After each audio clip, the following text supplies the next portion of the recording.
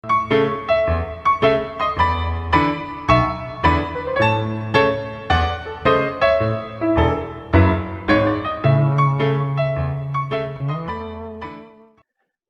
a todos e todas, sejam muito bem-vindos a mais uma videoaula de História do Brasil. E hoje, como vocês podem ver, eu estou com um fundo um pouco diferente, mas isso não vai atrapalhar em nada essa nossa aula. Hoje a gente vai falar então do Estado Novo, esse período que vai de 1937 até 1945. É, na verdade, uma continuidade do governo de Getúlio Vargas.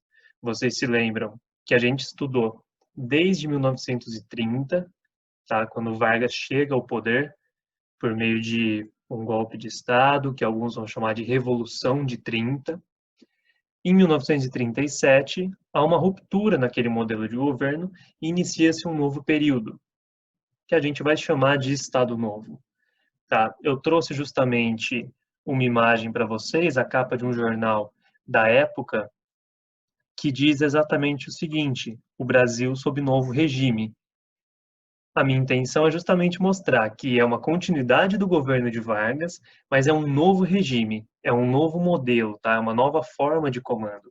E a gente vai destrinchar aqui as principais características do Estado Novo. Dando sequência nos nossos slides. Espera aí, aqui. Nosso primeiro destaque são os mecanismos do Estado autoritário. Por quê? Em 1937, há uma ruptura com a forma democrática de governo que vinha acontecendo até então. Se vocês se lembrarem, em 30 se inicia de forma antidemocrática, né? A Constituição não é respeitada porque a própria eleição não é levada em conta. Lembrem que Getúlio Vargas havia perdido para Washington Luiz em 1929 na eleição, e ele toma o poder. A gente viu isso mais detalhado na aula anterior. A questão é, após a Revolução lá, Constitucionalista em São Paulo, que é derrotada, na verdade, Getúlio se vê obrigado a fazer uma nova Constituição. Então, em 33 há uma Constituinte, em 1934 é declarada a nova Constituição. Ela vai vigorar até 1937, justamente no período que a gente acabou de entrar. E aí, 37 passa a ser uma ditadura novamente, até 1945. Então, vamos destacar aqui esses mecanismos, né, de repressão do Estado varguista. Primeiro de tudo, o fim da participação política direta. A participação política direta é justamente a oportunidade de voto, como a gente tem hoje, né? Durante 37 e 45, a gente não vai ter as eleições presidenciais, por isso que é o primeiro destaque que eu dou aqui, o fim da participação política direta. O segundo ponto é o fim dos partidos políticos, né? Então, você tem a abolição dos partidos, que significa, na realidade, o fim da pluralidade do pensamento político e o fim da representatividade.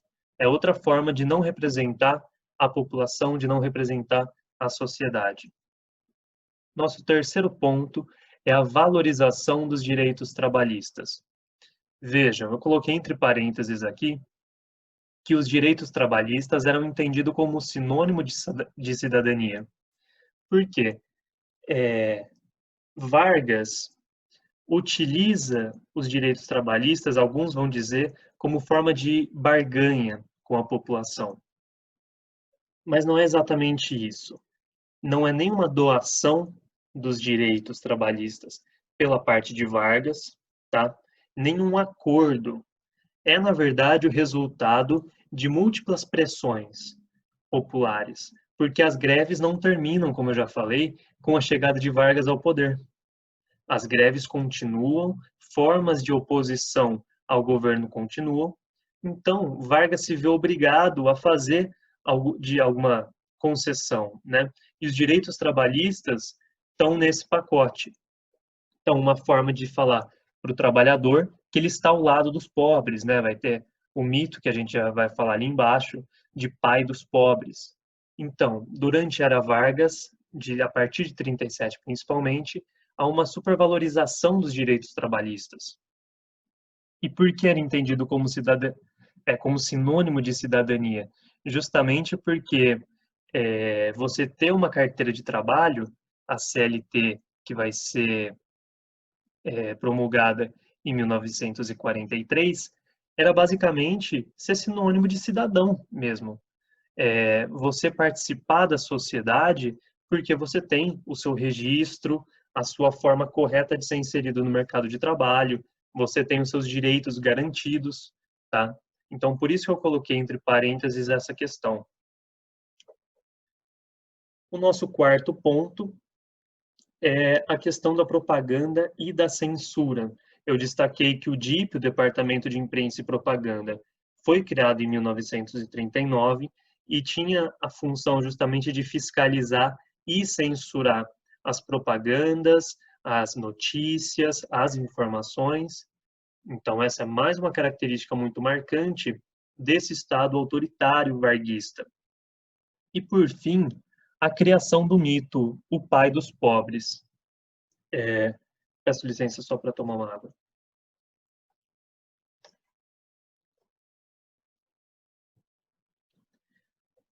Getúlio Vargas precisa criar uma identidade nacional. Isso é um grande destaque do seu governo. Ele precisa criar uma identidade nacional, uma relação com o povo, tanto que alguns autores, como por exemplo Boris Fausto, vai dizer que lá em 1930 é a raiz, é a origem do populismo. Populismo é uma forma de governo na qual há uma figura paternalista, uma figura caricata, uma figura que tem proximidade com o povo e, e doa alguns direitos, faz alguns agrados à população para poder, em outros meios, fazer alguma forma de repressão, dominar as massas. Então, essa é uma categoria, o populismo, né? É uma categoria bem polêmica de se estudar, principalmente hoje em dia. Ela era mais utilizada, mas hoje muitas pessoas problematizam e questionam o termo populismo, porque normalmente ela vem para desmerecer, de forma consciente ou não, mas ela vem para desmerecer toda uma luta da população, toda uma luta social, como se no Estado populista a população tivesse ali como massa de manobra do seu governante. Tudo bem? A gente não vai se aprofundar nessas questões, mas o que me interessa aqui é destacar essa criação da imagem de Getúlio Vargas. E eu trouxe para vocês aqui uma imagem que não é só ilustrativa, né? Mas a gente pode trabalhar principalmente os símbolos. Veja Getúlio Vargas, um ser superior, né, o maior aqui da foto, mais próximo da imagem, olhando para baixo, onde está uma multidão de pessoas, e com destaque de crianças e mulheres, e vejam a bandeira do Brasil. Então, para quem traça paralelos com o momento atual, esse uso de símbolos da bandeira, né, das crianças, não é algo novo. Vai na linha dessa tentativa que eu falei de criar uma identidade, de criar um símbolo nacional.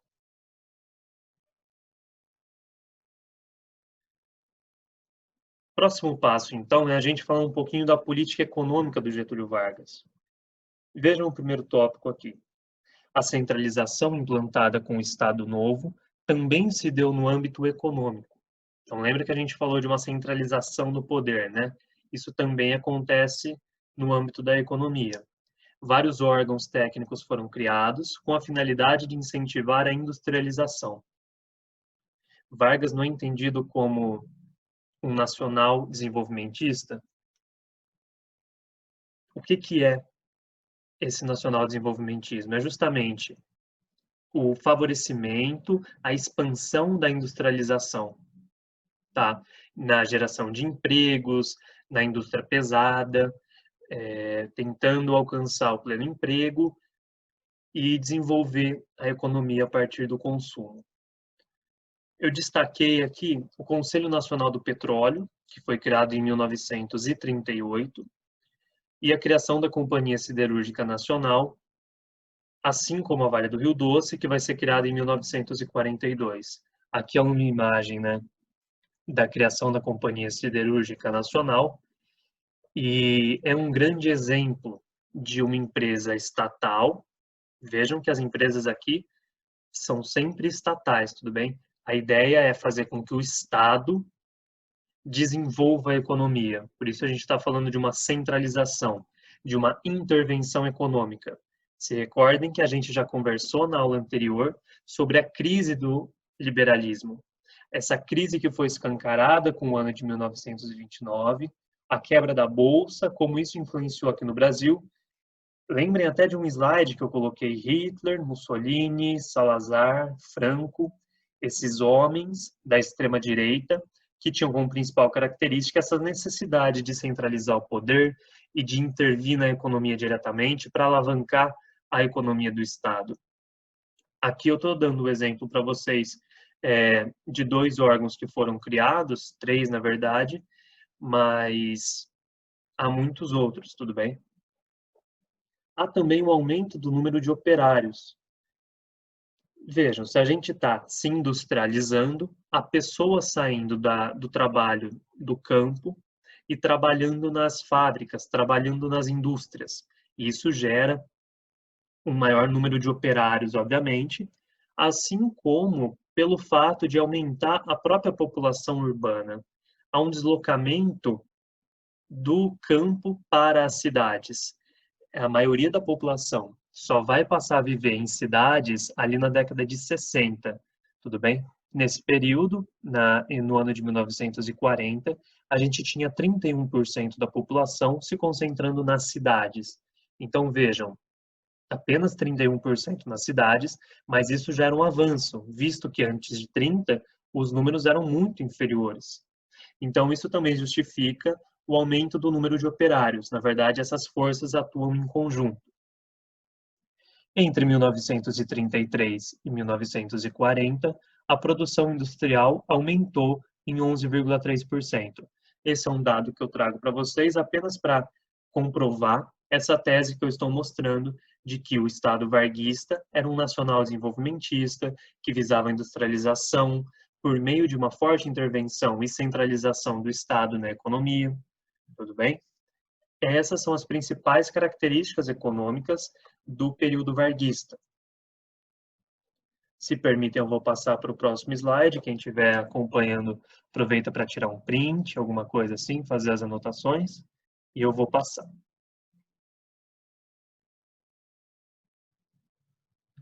Um outro fator que é fundamental para a gente entender o período Vargas, no Estado Novo, é compreender o Brasil na Segunda Guerra Mundial.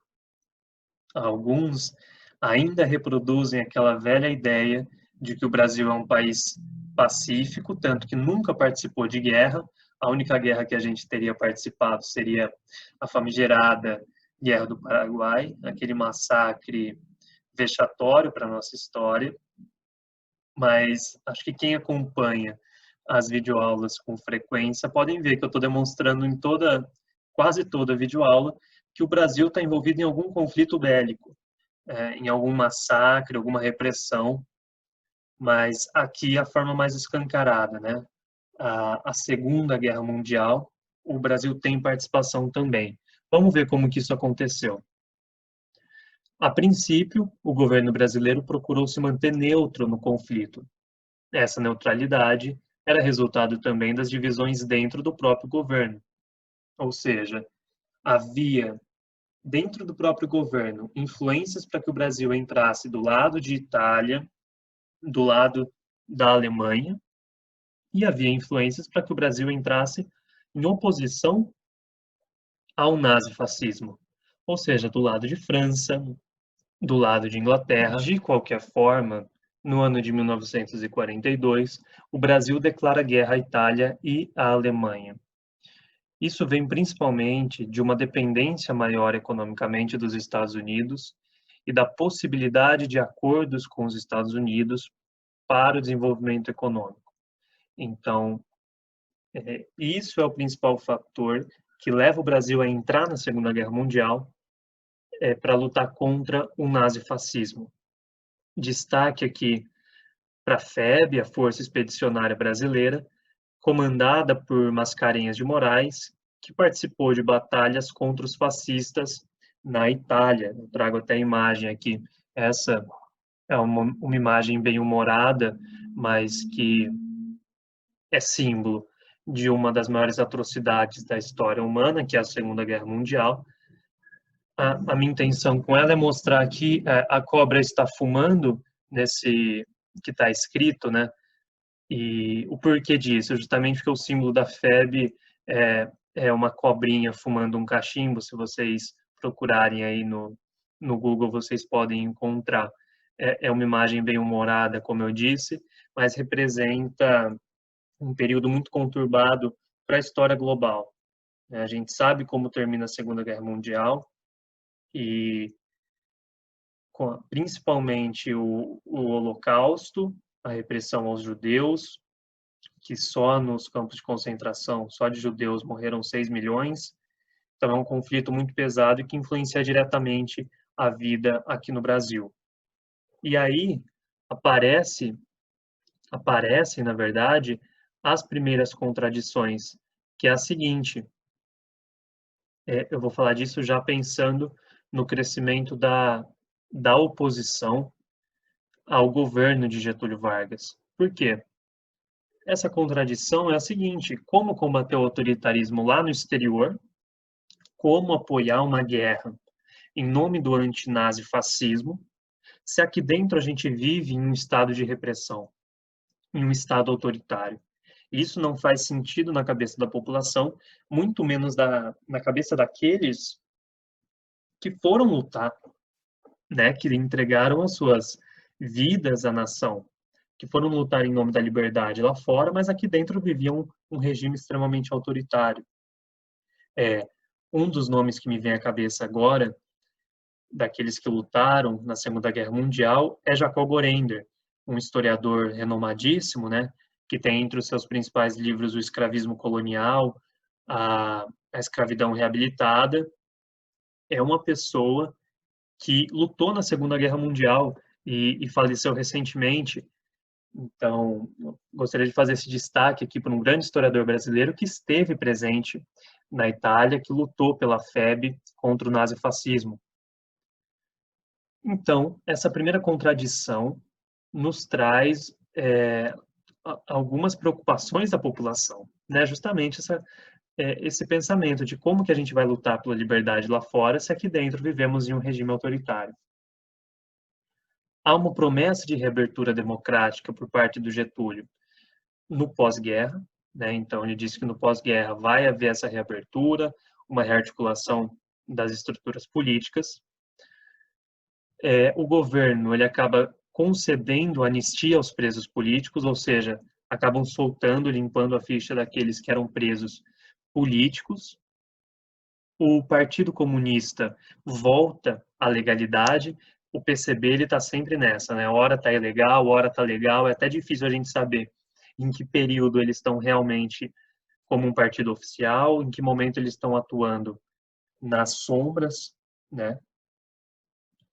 Vargas é obrigado a renunciar em 29 de outubro, mesmo que já havia programado eleições, né? Ele faz um adiamento ali das eleições presidenciais, mas obrigam ele a renunciar em 29 de outubro.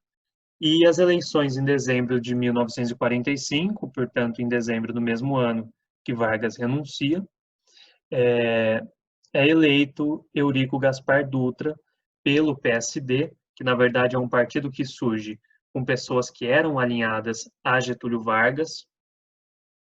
E a gente tem também a UDN, que é a principal oposição ao, ao pensamento getulista, e aqueles que se alinharam a Getúlio, mesmo não estando ao lado dele diretamente, tá?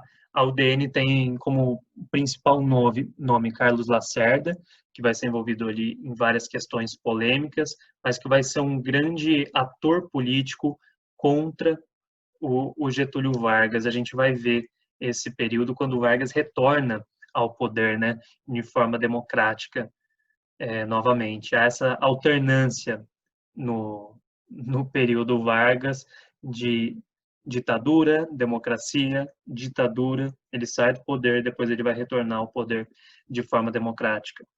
Bom, esse é o nosso último slide aqui. Obrigado aos que acompanharam até o final. Qualquer dúvida, vocês sabem como entrar em contato comigo. Agradeço, um abraço a todos e todas. Até a próxima.